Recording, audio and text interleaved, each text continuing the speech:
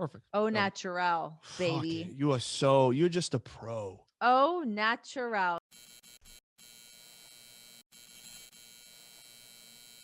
Okay, so going back to so you're a ring girl and you mention to was it the promoter that you were like, "Hey, I have a background in this," and he just sort of shrugged you off? Yeah, like, but you're a ring girl. So, Yeah. Know your role, uh, carry the sign. I don't necessarily know if he was like trying to put me in my place in that sense, but he kind of was like, like I think he probably took a look at me and Yeah. didn't think twice, which is kind of, there are still people that are sorry, that was my My dog will be doing it in 2 okay. seconds too, don't Okay. worry.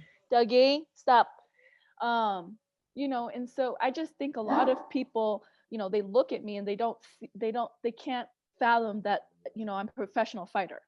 How I mean, yeah, I was gonna say you must still struggle with that sometimes, right? Do Hmm. people still yeah, it's still like I a mean, hurdle you have to overcome. I wouldn't call it a hurdle. Like, it is what it is. I'm like, yeah, I'm a fighter. I just fought on. Not I my was the fault main. I'm hot. What do you want? I'll also kick your ass. Well, I just tell people all the time, and actually, there are a lot of very good-looking women in the UFC now. Sure. So it's kind of like, um, people like, nobody ever told George St. Pierre why is he a fighter? Why did he like Yes. model for Calvin Klein? Why isn't he an underwear model? To Anderson Silva, who also is a very handsome Yeah, yeah, yeah, man. yeah. So I But am, Donald Cerrone overheard this conversation and he came to track you down, right? Yeah, yeah. And he was one of the fighters for that promotion actually, and he came to my work, and I wasn't there, but he left a note on the bulletin board, and he said, if you're serious about fighting, get your ass in the gym. And I took him up on it. That's crazy. So how'd that did he just like leave his phone number there for you to be Yeah, like, hey, call me and we'll just get this going? yeah. Wow. So what was your first training session with him like? He invited me, um like a community center, like swap meet type thing. And so it's basically like whoever wants to come and spar, they bring their gear and you go. And it's just bring your gear, you wrap up, and they turn the timer on and you just do rounds for an hour. And um I remember showing up and it was like I had to pay like a drop-in fee, and then like through and there's like these kids playing basketball, and there's another room, and then you walked into the room, there's just a bunch of refs out, and there's a bunch of people, some really old, some really young, some girls, not very many girls, but lots of kids and stuff like that. And um I met the guy that was running it. His name was Keith. He actually ran a lot of the local promotional things, and he was like, "Gear up," you know. We just Yeah. went. We just did it. So that was like your first kind of test with those guys. So you and Donald just stayed in touch after that, and has he always been sort of a guide to you throughout your MMA career?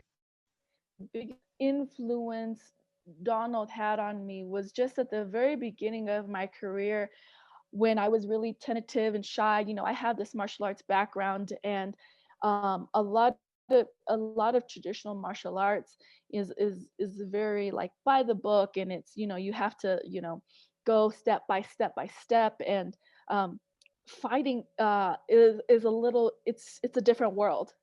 And so I was kind of unsure. I was, in a place in my life where I was unsure. Like, I knew that I wanted to do it, but I just wasn't sure. I kind of was just like floating and trying to figure it out. And Donald's attitude about the whole situation, I think, is what launched me to the next level, because he was kind of just like, he just had like a it personality. Yeah. So he was like, so what, you lose, and if you lose, so it's kind of like, why are you putting all this pressure on yourself? Yeah. you know and I was like, oh, do I quit college? And he's like, kind of like, I thought, he is like, will school always be there? It's kind of just like that. You you can try it and see, or you can just never do it at all. you know. Yeah, you're either going to flip that card over and take it for a spin or not. Everyone needs to have more of a attitude. Mhm. I feel like people with good attitudes generally have, like, I guess depending on their line of work, but I just feel like that leads to success. Yeah. You take out some of that self-doubt and it's just like focus on what you want to do regardless of what the outcome's going to be. Absolutely. And you know, that's life. Like, you know, if you don't ever experience failure, you haven't been living life hard enough, Totally. you know. 100%. So you can't be scared of failure. I think so many people are, and they'd rather just not do it altogether than fail. Like, no, like, you know how many successful people have failed? You don't know that because you've only seen their successes. But I guarantee you, out of the one successes that they have had, they've had 1,000 failures.